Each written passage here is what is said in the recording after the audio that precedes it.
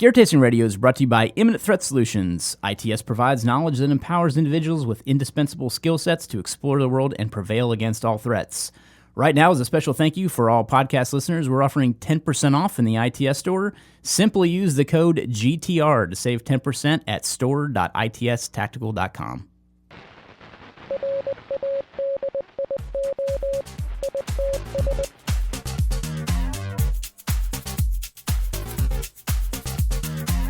Welcome to Gear Tasting Radio, where we offer an in-depth look into the usage and philosophy behind the equipment in our lives. I am joined by Rob Henderson. Hello. And I'm Brian Black. Today we are going to talk about emergency equipment storage locations. So places Riveting. You keep your stuff. Now, it is interesting, and we're going to make it interesting because I think it's something that a lot of people don't really think about or take for granted because they're not. I mean, I'm guilty of this too. You know, it's not only putting your stuff places, but knowing where you put it and knowing when to get into it and look at it and make sure everything's up to date and things like that too. Because it's a kind of a monotonous part of keeping emergency supplies, but very important because, you know, when you need it and you don't have it, it's really important. Yep. So absolutely. I think that a good way to break this down too is kind of a common way of looking at it from what most people are dealing with. This isn't going to be everybody, but most people are, you know, living in some kind of dwelling where they've got some kind of closet or storage space within their home. You know, obviously, if you have a external storage place like a detached garage, or you've got a storage facility that's away from your house, that's a different thing. But I think most of us have emergency supplies that are keeping that stuff within, you know, ready to grab distance if they need to. Yeah, but not like at the foot of the bed. Correct. That's where you'd want to put it, but your significant other won't let you. Right. Hang the chest rig off of the bed. I've never run into that before, ever. So you pick good locations. Your chest rig doesn't match the pillows, Right, okay? exactly.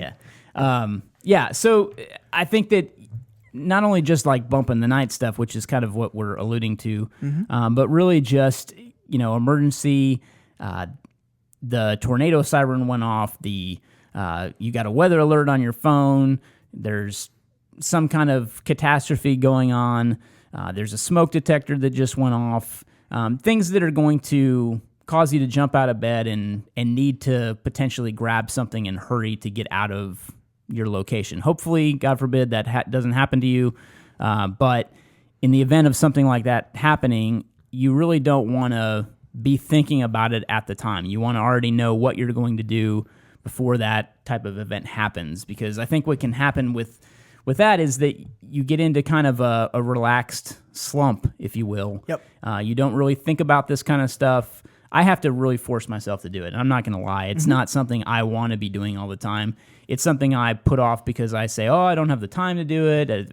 I've got more important stuff to do, like paint a wall or mow the lawn. Fun stuff. Yeah. Because it's not always fun. Exactly.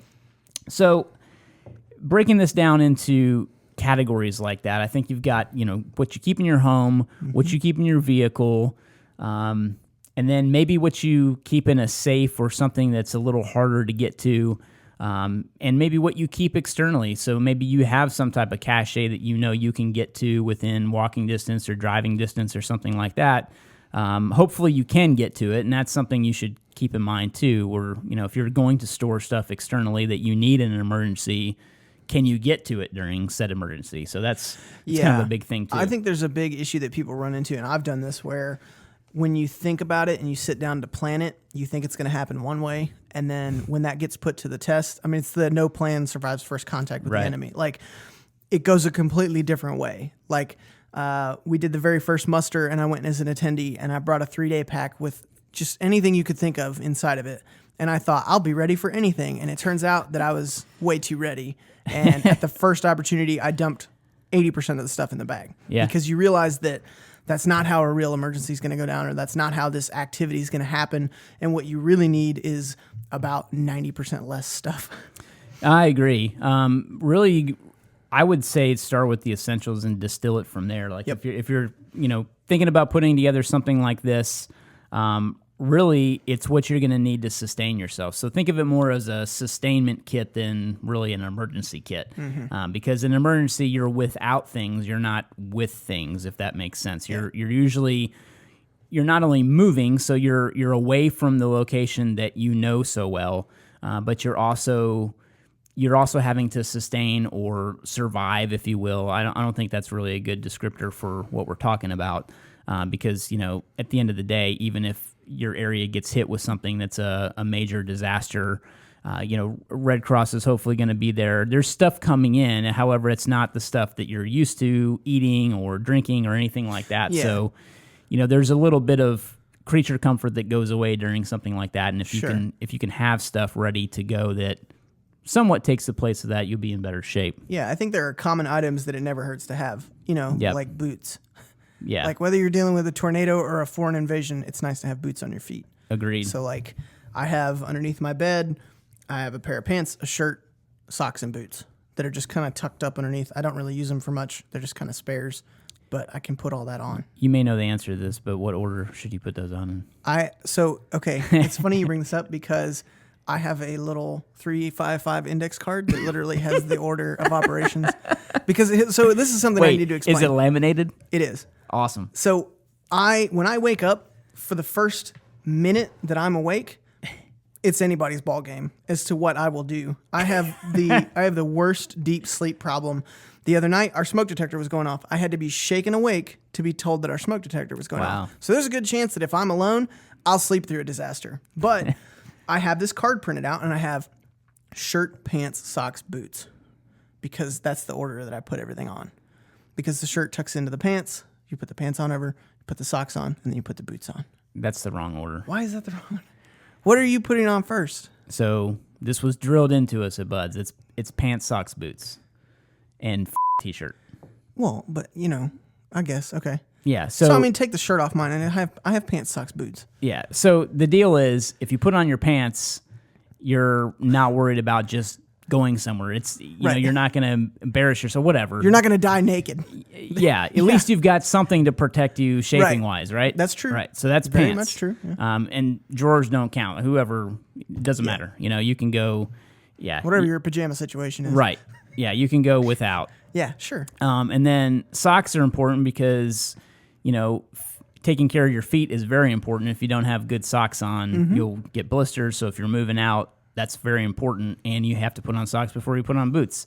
And you need boots to get moving. However, in the event of something happening and you only get one item of clothing on before you have to get out of there, at least you got pants on. That's true. If you have two items of clothing on, at least you got socks on. See, now I'm rethinking it because, like, if something kicks off, at least I have a shirt on. I mean, it's a long shirt, so I mean, it could be, you know, enough, but probably not.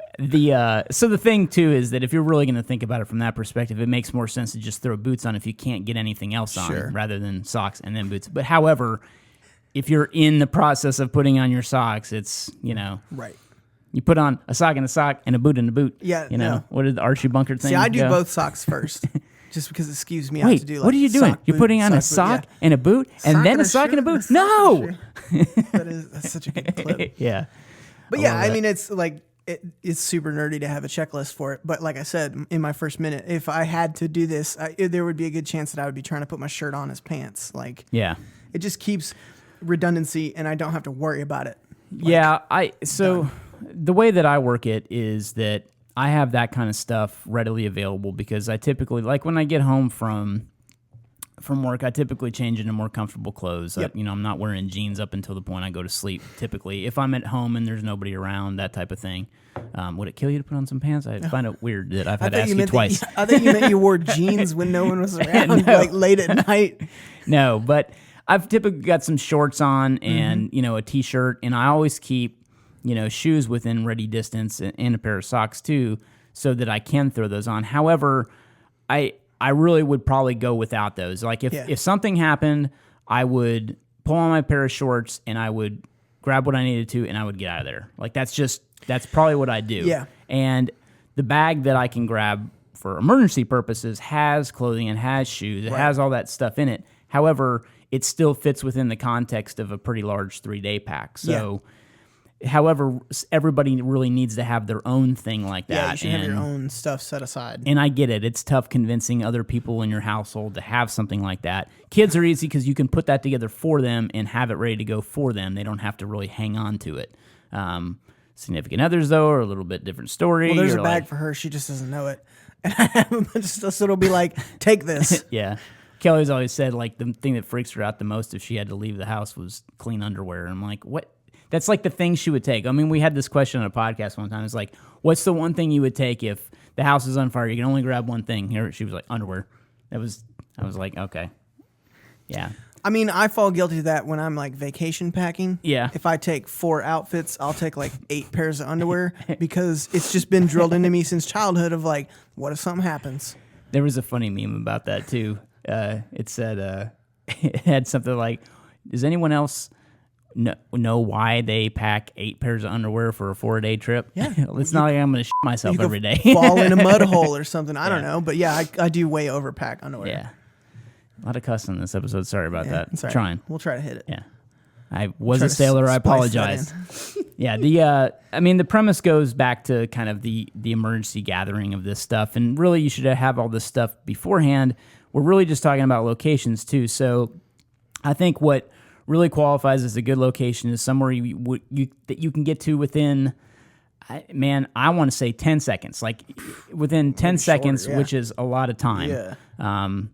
I would say you should be able to reach that bag that you need to take. You should reach any kind of clothing you need to put on, and you should reach any kind of emergency or valuable type documentation that you need to take out of your home. And you should have that within a window of time that you can get out through an exit, whether that's a window in your master bedroom, whether that's a door through the front of your house. It doesn't matter. Yeah. But you should already have that stuff within that 10-second perimeter, of where you're sleeping at night. That's my opinion. It's not.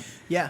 It's not really even a rule of thumb. It's just, hey, that's what I have tried to do. So, and I'd really personally, I'd narrow that to about 3 seconds. But anyhow, real quick. That's well, kind of so the other night I was saying we had our smoke detector going off, and it turns out it was just a faulty smoke detector. But it was really eye opening to me because there are a lot of things I've thought I would do, but in reality, what I ended up doing was going into the hallway.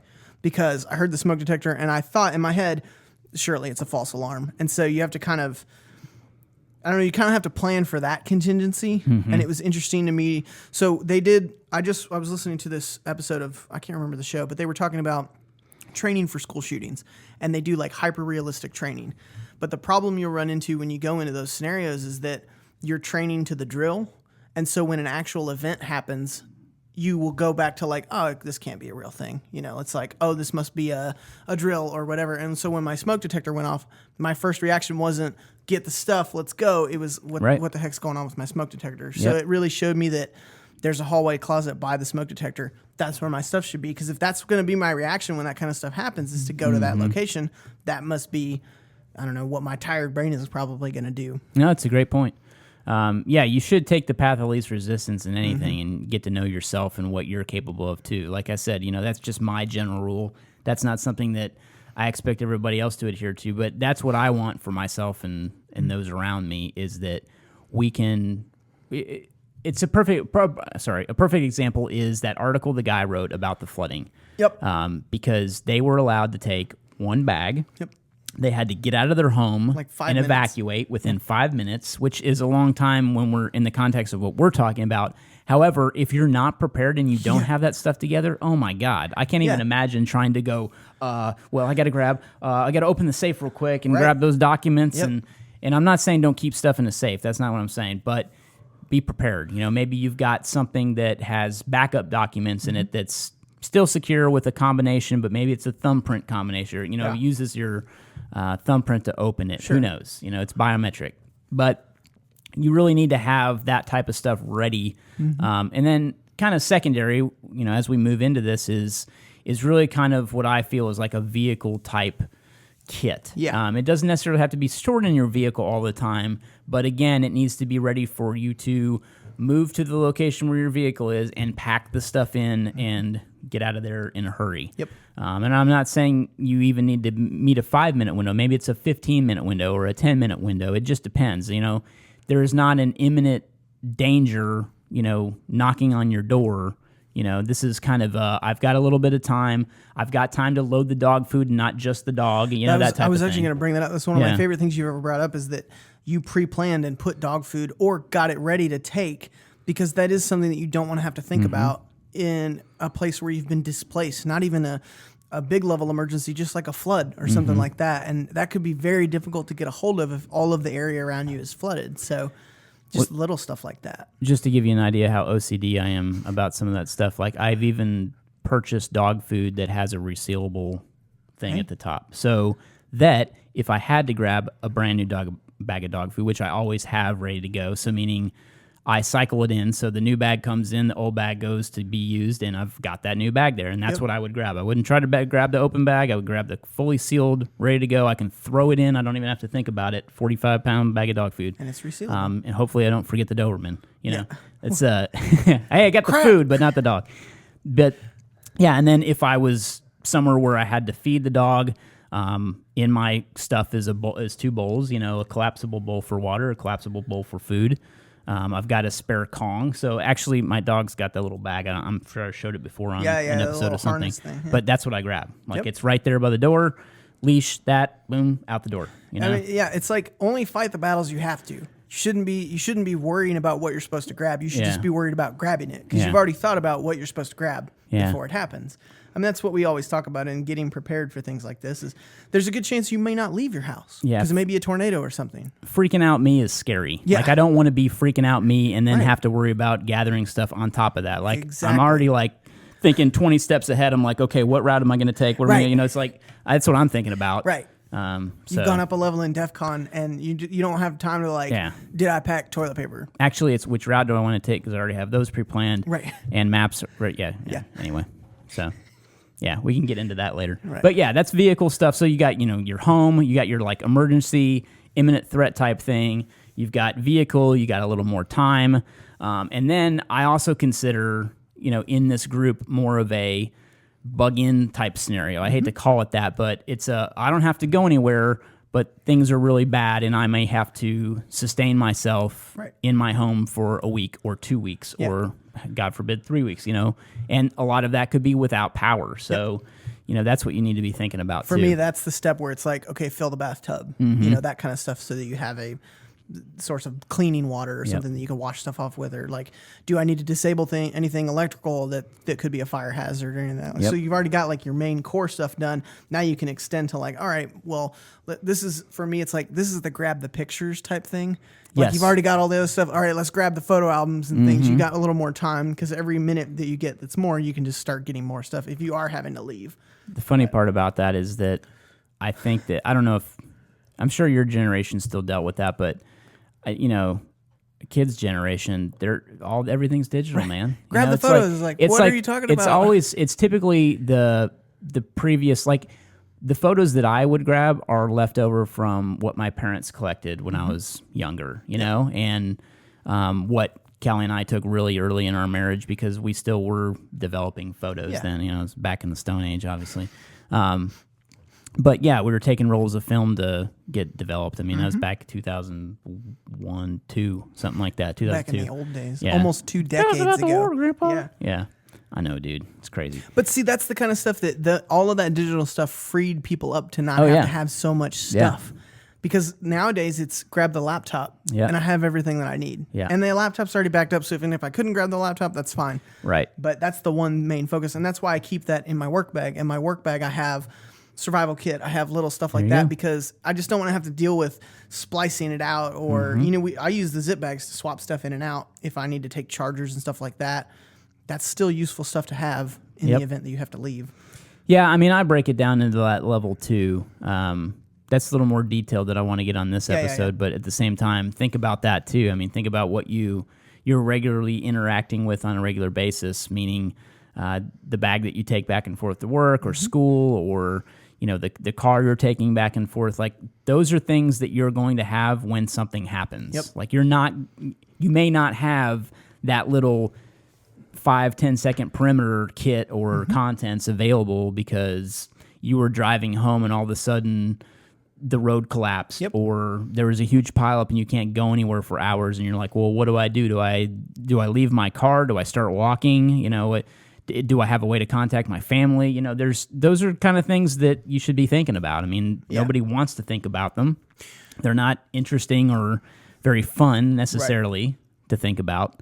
But I would say try to have fun. I mean, I kind of have fun too with that stuff. And I was going to bring up an article that John McCann wrote a long time ago on ITS using UV light. You can actually, using a UV marker, you can draw out different routes on a map that don't necessarily have to be visible. You know, you can have fun with that too, and you know, draw out your route planning, and you have 3 different routes, and you have to shine a black light on it to figure out where you're going. However, you would have to shine a black light on it to figure out all where I can think you're of going. is like a firefighter knocking on your door, and you're like getting a UV map out. He's like, "What has happened?"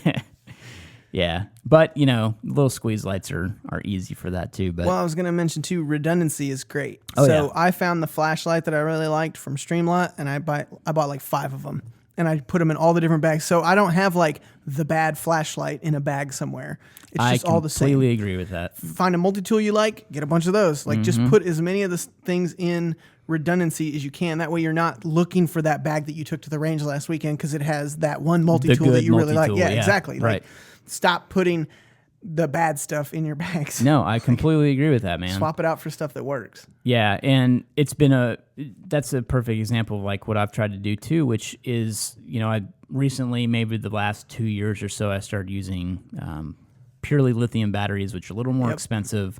They're not cheap to buy, but I've slowly been putting them into everything, and now I do have lithiums and everything. So meaning my grab-and-go emergency kits all have lithiums. I have spare batteries everywhere. Those are lithiums. I hardly use alkaline batteries at all. In fact, during Halloween, we got this stupid thing to hang on the wall. It was like a EV or EL lighting thing, and it made this like high-pitched whine, and I had batteries, and I was like, I wonder if it's my lithium batteries. And I literally had to buy some AA batteries from Amazon just to try them out, just to see if it was the batteries. Because there are some devices that don't work as well with lithiums. Sure. Few and far between now, thankfully, but it wasn't the. So now I've got alkaline batteries in the house, for no reason. And I don't like them, so I'm gonna give them away. No, I mean, it's a good tip because like that money that you spend on the front end helps in the back end because you're not dealing with corrosion and all that kind of crap that happens with the cheaper batteries.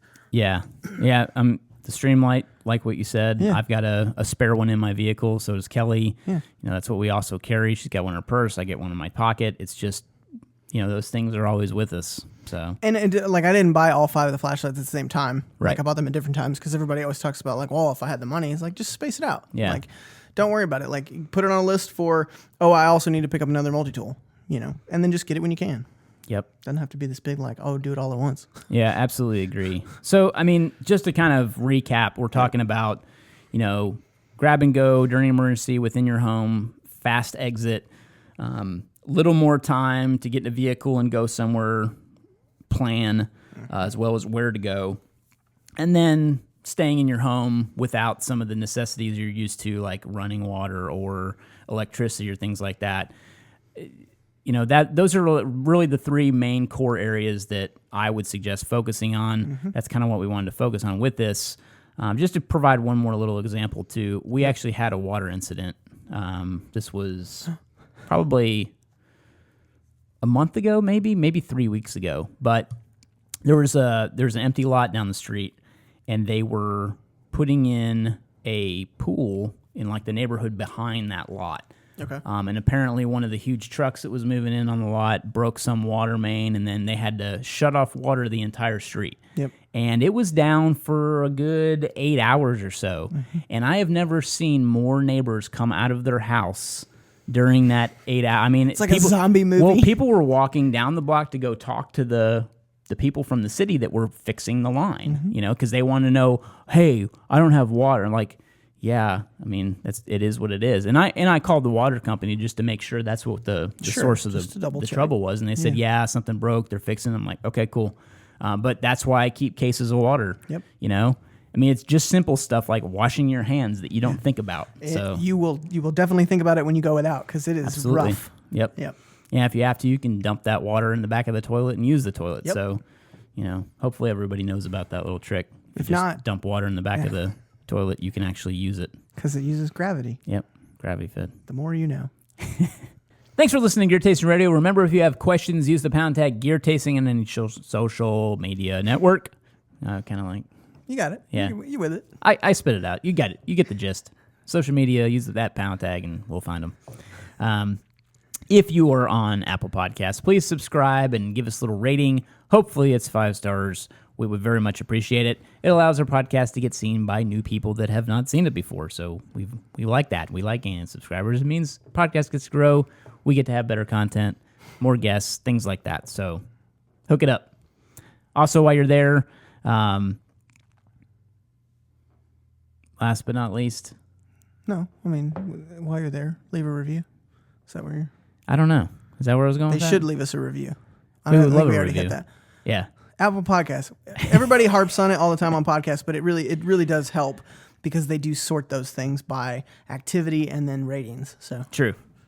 The other thing, too, is that we can say, I don't know if we've said it yet, but we're on Spotify and SoundCloud. And if you have a podcast platform that you listen to and we're not on it, let us know and we can put it on it because somebody asked for Spotify and we made it happen within like 10 minutes. Bam. So, yeah, it was That's how pretty quick we quick. are. Technology. That's right. Thanks for listening. See you next time.